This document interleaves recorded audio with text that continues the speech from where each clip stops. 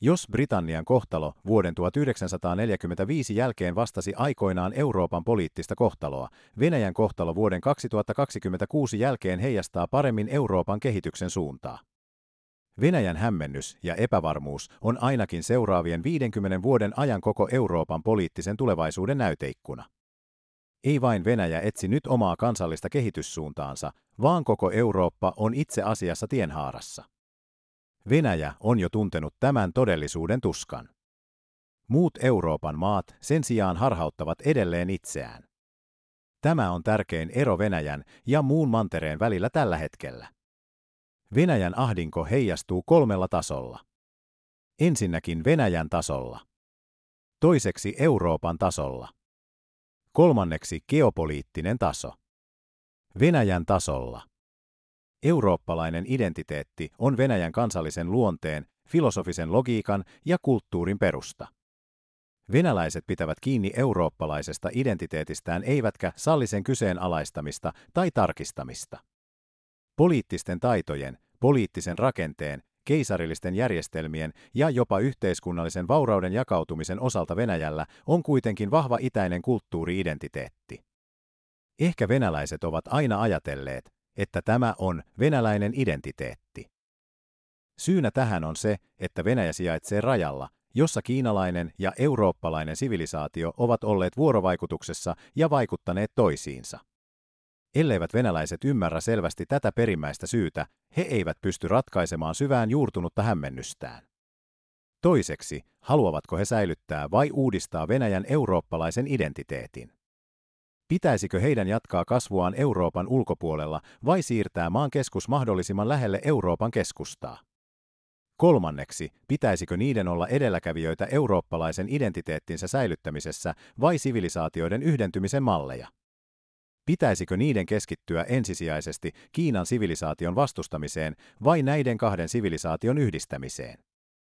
Neljänneksi, pitäisikö niiden pitää kiinni siitä, että ne ovat kiinalaisten isoveli, vai voisivatko ne valita sen, että ne ovat kiinalaisten pikkuveli?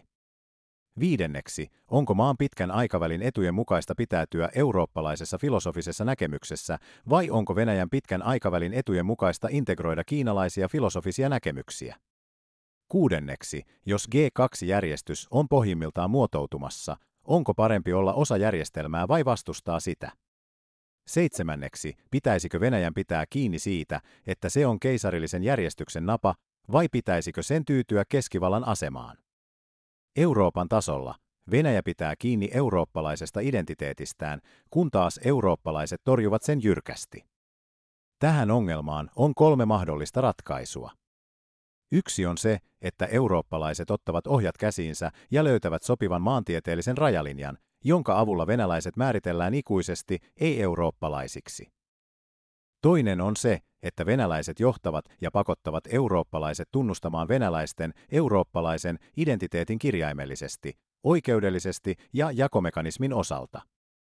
Kolmanneksi molempien osapuolten on työskenneltävä yhdessä muuttaakseen Euroopan filosofista logiikkaa alhaalta ylöspäin, jotta molemmat osapuolet voivat hyväksyä sen. Alhaalla vallitsevasta filosofisesta yhteisymmärryksestä poliittiseen yhteensopivuuteen ylhäällä ja keskinäiseen avunantoon taloudellisella tasolla. Kolmas taso on geopoliittinen. Venäläisillä ei ole koskaan ollut yli 500 vuotta kansallista turvallisuutta. Siirtolaisuus, laajentuminen ja asuttaminen ovat aina olleet venäläisten historiallinen sykli. Onko maan laaja alue siunaus vai kirous? Tuleeko suuren alueen ylläpitäminen yhä kannattavammaksi vai yhä kalliimmaksi? Voidaanko löytää sellainen geopoliittinen tila, joka edistää maan pitkän aikavälin poliittisen turvallisuuden lujittamista ja myös maan pitkän aikavälin taloudellisen turvallisuuden varmistamista? Lyhyesti sanottuna, vuoden 2026 jälkeinen kansainvälinen politiikka tulee varmasti kokemaan kaaoksen kauden. Venäjä ei varmastikaan jää pois tästä historiallisesta ajanjaksosta. Kun on kyse poliittisen suunnan ja kansallisen kehityksen suunnan valinnasta, venäläisten historiallinen näkökulma, filosofinen ajattelu, maan kohtaloa koskeva ajattelu ja syvällinen ajattelu tulevaisuuden pituudesta vaikuttavat kuitenkin Venäjän kansalliseen politiikkaan.